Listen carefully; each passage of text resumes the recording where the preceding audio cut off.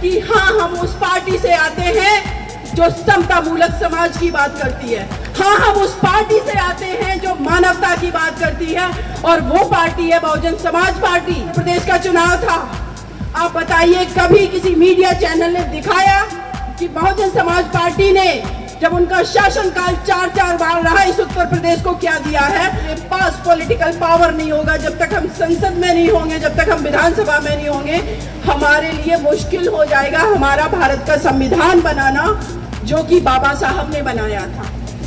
बाबा साहब ने एक बार संविधान 1950 में बना करके दे दिया, उसमें जो अधिकार मिले हम उससे संतुष्ट हैं, हम रिजर्वेशन लेते रहेंगे और हम अपने बच्चों को थोड़ा थोड़ा आगे बढ़ाते रहेंगे।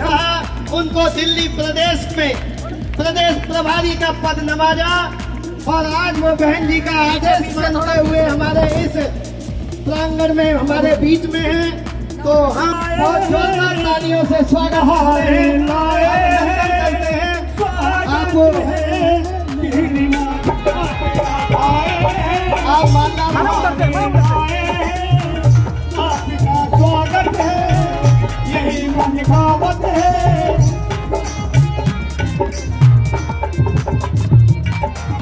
तो कैमरे के आगे मत आओ कोई भी, तो कैमरे के आगे आ रहे हो, कैमरे के आगे आ रहे हो। आपका स्वागत है, यही मनभावत है, स्वागत करो।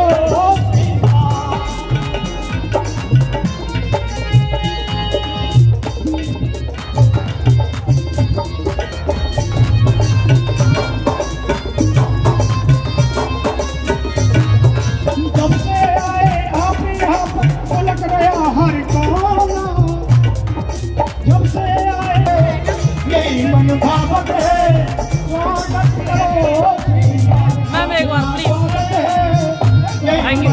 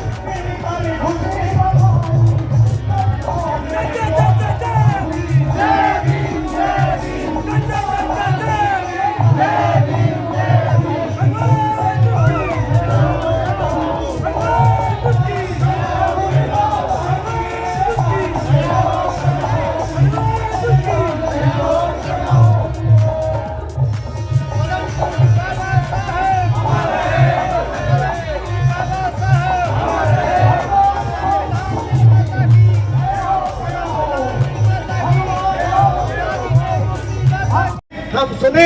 मैं आमंत्रित करता हूं एडवोकेट सीमा समृद्धि कुशवाहा को, वो आए और संबोधन करें।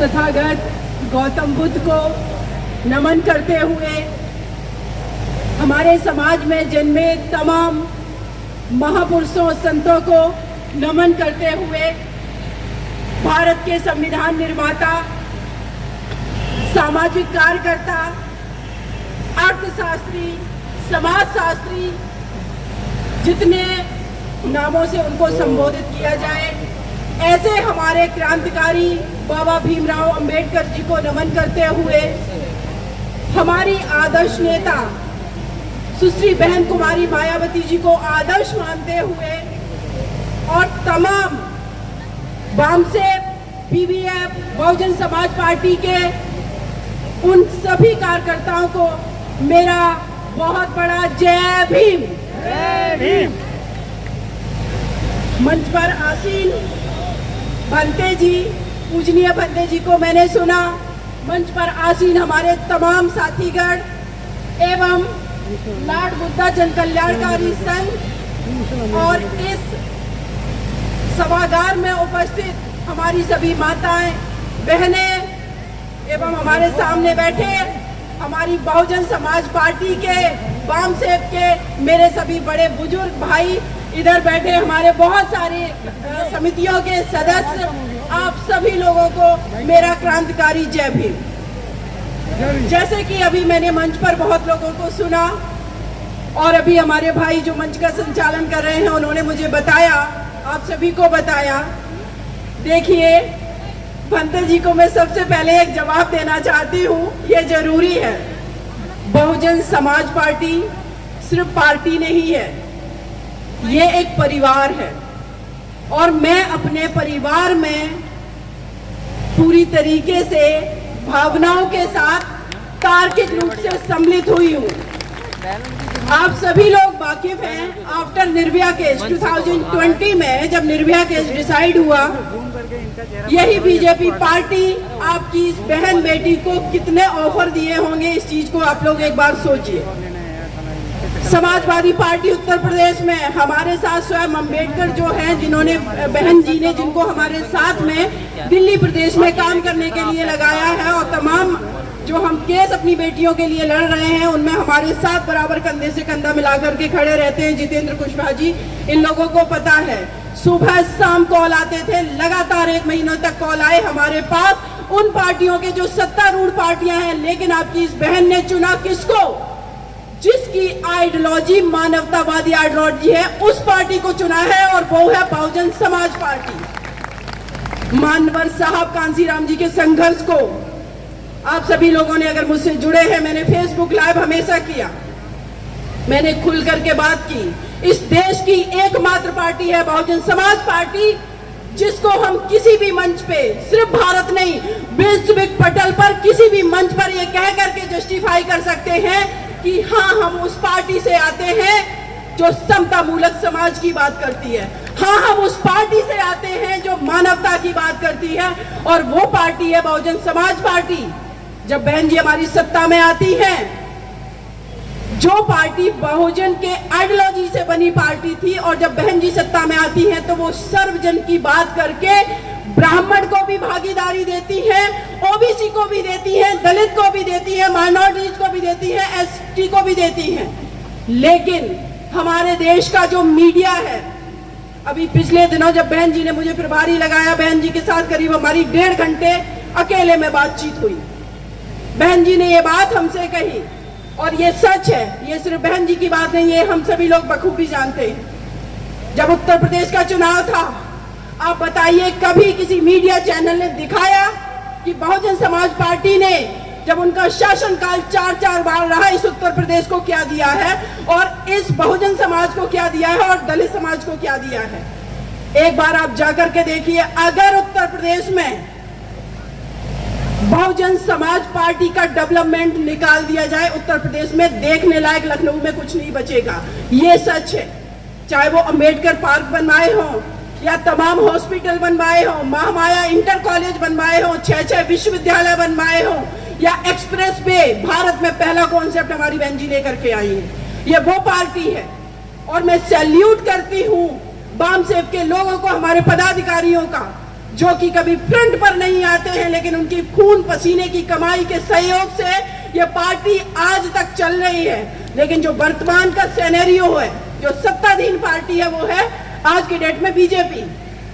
ईडी उनके पास है, सीबीआई उनके पास है, इलेक्शन कमीशन उनके पास है, मीडिया उनके पास है, बड़ी फंडिंग पूंजीपतियों की उनके पास है। हमारे पास क्या है? हमारे पास है आप लोगों का डेडिकेशन, आपका त्याग, आपकी तपस्या, आपका पैसा, सब कुछ आपका है।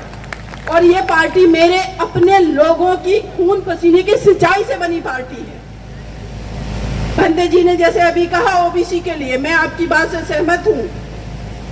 नो डाउट पॉलिटिक्स में उथल पुथल होती है, लेकिन यह भी सच है, सभी जानते हैं कि ओबीसी के बहुत बड़े बड़े नेता बसपा में जब थे तो हमारी बसपा सत्ता में रही। और यह भी सच है कि बहन जी ने जिस स्ट्रैटेजी से काम किया उस वजह से हम सत्ता में आए। और आज भी इस देश की तीसरी सबसे बड़ी नेशनल पार्टी हमारी बसपा है, कोई और पार्टी नहीं है।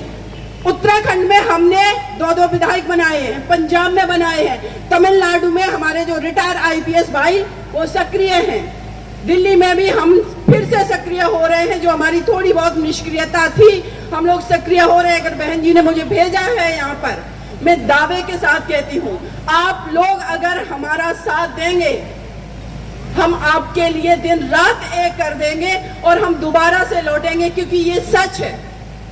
हम कोई भी मूवमेंट चला लें, हम कितने भी सामाजिक संगठन बना लें, हम कुछ भी कर लें, हम मीडिया हाउस भी बना लें, लेकिन जब तक हमारे पास पॉलिटिकल पावर नहीं होगा, जब तक हम संसद में नहीं होंगे, जब तक हम विधानसभा में नहीं होंगे, हमारे लिए मुश्किल हो जाएगा हमारा भारत का संविधान बनाना, जो कि बाबा साहब ने बनाया था। उस संविधान को जब मैं बाबा साहब के बारे में सोचती हूँ, जब मानवर साहब के बारे में सोचती हूँ कि बाबा साहब जिस बच्चे को अपने स्कूल में साथ में अन्य बच्चों के साथ बैठने का अधिकार नहीं था, वो बच्चा इतना डेडिकेशन से आगे बढ़ गया कि ब्रिटेन में, लंदन में, हर जगह जाकर के उन्होंने अमेरिका में पढ़ाई करके इस देश को वो संविधान दे दिया, ऐसा संविधान दे दिया कि जिस देश की अखंडता की बात करते हैं कि पटेल ने पूरे देश को यूनाइट कर दिया। मैं कहती हूं पटेल ने अगर देश को यूनाइट कर दिया तो बाबा साहब के संविधान के वजह से मेरे देश की अखंडता आज भी बची हुई है। नहीं, पड़ोसी देश को आप देख लीजिए, पाकिस्तान को आए दिन कभी भी, जब से पाकिस्तान बना है, कभी भी 5 साल अपनी सरकारें नहीं चल पाई। ये संविधान की खूबसूरती है। और ये संविधान किसने बनाया? हमारे बाबा साहब ने। और जो संविधान सभा के अध्यक्ष थे डॉक्टर राजेंद्र प्रसाद जी, बाबा साहब प्रारूप समिति के अध्यक्ष थे, राजेंद्र प्रसाद जी ने कहा कि मैं डेली की जब भाषण सुनता हूँ, जब डिबेट डिस्कशन सुनता हूँ कि संविधान कैसा बनेगा, जो 2 वर्ष 11 माह 18 दिन तक सभाएं चलती रही, तो कहते मैंने सोचा कि मेरा निर्णय सबसे सही था, क्योंकि भीमराव अंबेडकर जैसा काबिल व्यक्ति हमें इस देश के अंदर संविधान बनाने को नहीं मिलता। ये किसके शब्द हैं? जो संविधान सभा के अध्यक्ष थे। लेकिन आज विडंबना इस बात की है कि बाबा साहब उस टाइम अकेले लड़ करके एक संविधान, ऐसा संविधान बना गए जिस संविधान ने रिजर्वेशन दिया, इक्वलिटी की बात की। आज हम लोग इतना अपने आप को जागरूक कहने के बावजूद भी उसको बचा नहीं पा रहे हैं। तो इसका मतलब है एक बार खुद हमें अपने अंदर आकलन करने की जरूरत है कि एक व्यक्तित्व जिसने इतना बड़ा संविधान लिख दिया, जिन्होंने अपने पद से इस्तीफा दे दिया महिलाओं को आजादी दिलाने के लिए, हिंदू कोड बिल पर, और ओबीसी को जो अधिकार दिलवाने थे उनके लिए उन्होंने इस्तीफा दे दिया, लेकिन आज हम क्यों नहीं बचा पा रहे हैं? उसका कारण जो मुझे समझ में आता है वो 2 चीजें हैं। पहली चीज, या तो हम पूरी तरीके से संतुष्ट हो गए हैं कि बाबा साहब ने एक बार संविधान 1950 में बना करके दे दिया, उसमें जो अधिकार मिले हम उससे संतुष्ट हैं, हम रिजर्वेशन लेते रहेंगे और हम अपने बच्चों को थोड़ा थोड़ा आगे बढ़ाते रहेंगे, हम शासन सत्ता में भागीदार बने या नहीं। या तो हम संतुष्ट हो गए हैं। अगर संतुष्ट नहीं हुए हैं तो मुझे ये लगता है कि हमारी यूनिटी जो थी, जो मानवर साहब ने, कांसीराम जी ने हम लोगों को यूनाइट कर दिया था, वो हमारी यूनिटी कहीं ना कहीं टूटी है। ये भी कारण हो सकता है। ये दो मुझे प्रमुख कारण समझ में आते हैं। लेकिन मेरा ये मानना है कि अभी जो उत्तर प्रदेश में जिस तरीके का रिजल्ट आया है, वो रिजल्ट ये मत मान के चलिए आप लोग कि हमारा मूवमेंट कमजोर पड़ गया। नो डाउट थोड़ा बहुत कमजोर हुआ है, लेकिन उसके बहुत सारे और भी कारण हैं। ईवीएम पर भी लोगों ने ब्लेम लगाया है और भी बहुत सारे कारण हैं। लेकिन ये भी सच है कि भविष्य जो है वो बहुजन समाज पार्टी का भविष्य है, क्योंकि आज यूनिवर्सिटी में पढ़ने वाला अगर ब्राह्मण का बच्चा है, मैं खुद इस चीज को आप लोगों के सामने कह रही हूँ, आईएएस की मैंने तैयारी की। मैं जिस हॉस्टल में रहती थी, जब किसी ब्राह्मण समाज की बेटी हमसे ये कहती रिजर्वेशन गलत है, और जब मैं आर्ग्यूमेंट उससे करती भी डिफीट कर देती, इसलिए क्योंकि हम जस्टिफाई कर पा रहे हैं किस चीज को, संविधान को, हम जस्टिफाई कर पा रहे हैं मानवता को, हम जस्टिफाई कर पा रहे हैं समतामूलक समाज को। और ये जस्टिफिकेशन कहाँ है? हमारे संविधान में, हमारी बहुजन समाज पार्टी के विचारों में, हमारे मानवर साहब ने जो कहा, बाबा भीमराव अम्बेडकर जी ने कहा, या हमारे तमाम महापुरुषों ने जो बातें कही। लेकिन वो अलग बात है कि इतिहास लेखन में हमारे महापुरुषों ने जो लिखा उसको पढ़ाया ही नहीं गया। अब आप सोचिए कि स्कूल के सिलेबस में बाबा साहब को पढ़ाना, मानवर साहब कांसीराम जी को पढ़ाना, हमारे महापुरुषों को पढ़ाना कितना जरूरी है। आप उन सिलेबस में जो हमारे बच्चे पढ़ रहे हैं, उस पाठ्यक्रम को आप कैसे शामिल कराएंगे? क्या बिना शासन सत्ता में आए आप शामिल करा सकते हैं? वो तो मैं अगर लाखों सैल्यूट करूं मानवर साहब कांसीराम जी को, जिन्होंने चाहे वो ओबीसी समाज के, चाहे बहुजन समाज के जितने भी महापुरुष हैं, उनको बहुत हद तक लोगों के घरों में पहुंचा दिया है। उनकी बहुत बड़ी देन है। अदरवाइज हम सभी लोग जानते हैं, आज लोग मजबूर है बाबा साहब की जयंती बनाने के लिए। यही दिल्ली में केजरीवाल जी, आज उन्होंने बाबा साहब के नाम पे स्कूलों के नाम रखे। मैं दावे के साथ कहती हूँ, ये राजनीति नहीं कर पाएंगे अगर दलित समाज, ओबीसी समाज, माइनॉरिटीज को, हर किसी को ये पार्लियामेंट भेजेंगे, क्योंकि इतनी जागरूकता आएगी एक समय में। लेकिन उसके लिए हमें यूनाइट होने की जरूरत है। हमें अपने व्यक्तिगत हित को साइड रखना पड़ेगा। मैंने अपना व्यक्तिगत हित साइड रख दिया। मैं पूरी तरीके से अपनी पार्टी के लिए समर्पित हूँ। कुछ भी हो जाए, इस पार्टी में हूँ, उम्र रहूंगी, क्योंकि दूसरी पार्टी कोई है ही नहीं जो मानवतावाद की बात करें। हम बुद्ध को मानने वाले लोग हैं, जहां मानवता की बात होगी वहां जाएंगे। तो ये सच है। और आगे मैं आप सभी लोगों का शुक्रिया अदा करती हूँ। एक और बात कहूंगी, माता सावित्रीबाई फुले जी को हम सभी ने पढ़ा है। गूगल में डूडल बना करके 2 साल पहले एक स्त्री को दिखाया गया जो बहुत सारे बच्चों को अपने पल्लू में लिए हुए है। लोग कह रहे हैं ये स्त्री कौन है?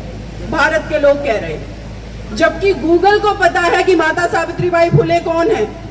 अब सोचिए कितनी बड़ी साजिश है कि हमारे समाज की एक स्त्री जो देश की प्रथम अध्यापिका बनी, बच्चों के लिए स्कूल बनाए, उन्होंने भेदभाव नहीं किया था। हम लोगों के खून में समता मूलक समाज की स्थापना है, इसलिए जिन्होंने हमारे साथ भेदभाव किया, हम उनके साथ भी समानता का व्यवहार करते हैं।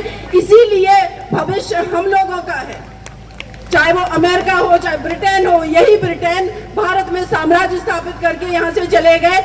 आज जब वो जलियांवाला बाग में आए तो वहां के प्रधानमंत्री घुटने टेकने लगे, क्योंकि इतिहास कभी छुपता नहीं है। अगर बहुजन समाज के ऊपर अत्याचार हो रहे हैं, दलित समाज के ऊपर, ये इतिहास कभी नहीं छुपेगा। भले ही मेन स्ट्रीम मीडिया ना दिखाए, लेकिन हमारे बहुत सारे यूट्यूबर, बहुत हमारे यूनिवर्सिटी में लेख करने वाले लोग, हमारे बहुत सारे बच्चे जो पीएचडी रिसर्च कर रहे हैं, ये सब हमारा इतिहास है। और ये इतिहास हमारा भविष्य पढ़ेगा, ये देश पढ़ेगा, और हम सब लोग जानेंगे कि भारत का एक्चुअल में भारत भाग्य विधाता कौन है। यहाँ का किसान, यहाँ का मजदूर, यहाँ का SC, ST, OBC, माइनॉरिटी, ये भारत का भाग्य विधाता है जो शासन सत्ता का संचालन कर रहे हैं। अगर उनके नीचे से कुर्सी खींच ली ये बहुसंख्यक आबादी ने, तो आप समझ लीजिए कि इस देश का तख्ता पलटेगा और ये संविधान जिसको आज हम बचाने की बात कर रहे हैं, इससे इस समता मूलक भारत की स्थापना होगी, देश की स्थापना होगी। लेकिन इसी से तो डर है, और जो लोग डर रहे हैं उनको भविष्य में डरने की जरूरत है। लेकिन मैं एक और बात कहूंगी इसके लिए,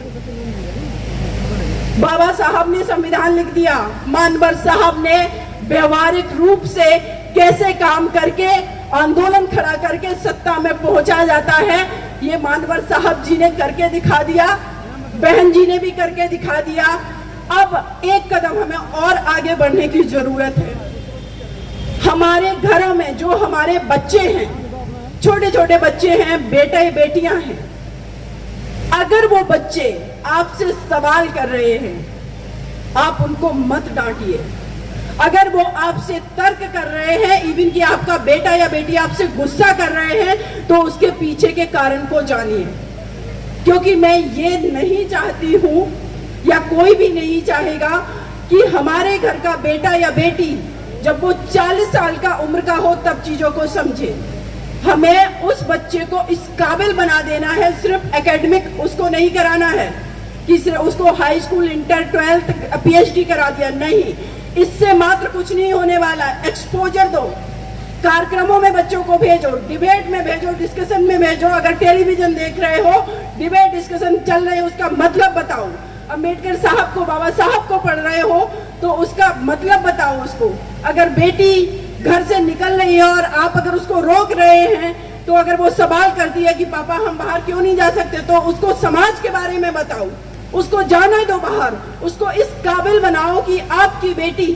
लोग मुझसे कहते हैं कि मैम कैसे बदलाव होगा, बाहर का तो माहौल खराब है।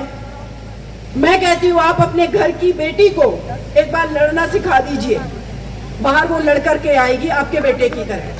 लेकिन अगर आपने उसको घर में नहीं बोलने दिया, कैसे आप कल्पना कर सकते हैं कि कोई लड़का उसको छेड़ रहा है, वो बेटी जवाब दे करके आएगी। जब माता सावित्रीबाई फुले जी निकलती थी, उनके ऊपर कीचड़ फेंका जाता था, क्योंकि समाज खराब था, इसलिए घर में बैठ जाना है। इस चीज से मैं सहमत नहीं हूं। ये समाज हमारे कदमों से, हमारे कृत्यों से सुधरता है। उस टाइम में अगर माता सावित्रीबाई फुले जी बैठ जाती तो शायद इस, बिल्कुल सही बात आपने बोली और बंदे जी ने भी बोली कि सीमा यहाँ नहीं खड़ी होती। इंदिरा गांधी जी देश की प्रधानमंत्री नहीं होती, सुप्रीम कोर्ट में बेटियां वकालत और डॉक्टर नहीं कर रही होती, ये सब नहीं होता।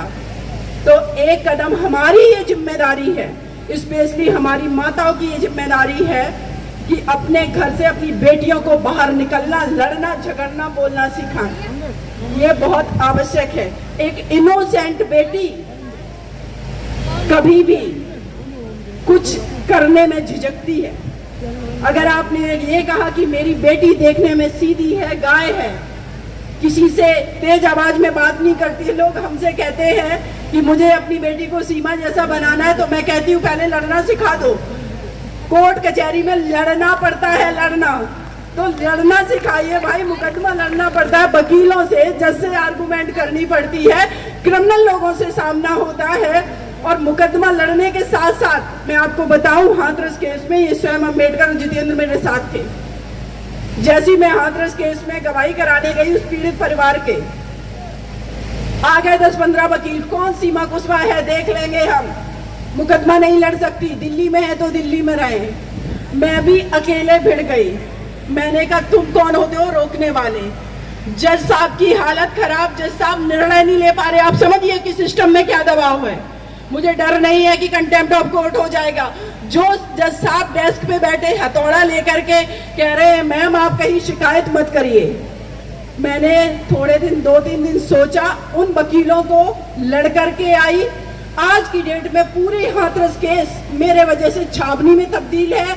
और जो डिस्ट्रिक्ट जज था, जो कि हाई कोर्ट के जस्टिस बनना था, उनका डिमोशन हुआ, उस सिटिंग जज को हटाया गया और वहां पर जाकर के उस परिवार की गवाही करवाई मैंने। और उम्मीद है जल्दी ही जजमेंट भी आएगा। तो बाबा साहब का जो संविधान है उसका इम्प्लीमेंटेशन इस बहुजन समाज के बच्चों को कैसे कराना है, ये हमें बखूबी आता है। उसी संविधान से 4 लोगों को फांसी कराई, इस केस में भी 4 लोग हैं, उनको भी सजा होगी और उसी संविधान से जो शासन सत्ता में लोग बैठे हैं उनको सत्ता से बेदखल करके हमारा अपना हम सब की पार्टी का वहां पर प्रधानमंत्री भी होगा, मुख्यमंत्री भी होगा। मैं दावे के साथ कहती हूं, आप लोग एकजुटता बनाए रखिए। और अगेन मैं आप सभी का शुक्रिया अदा करती हूं। आप सभी को बहुत बहुत धन्यवाद। नमो बुद्धाय, जय भीम।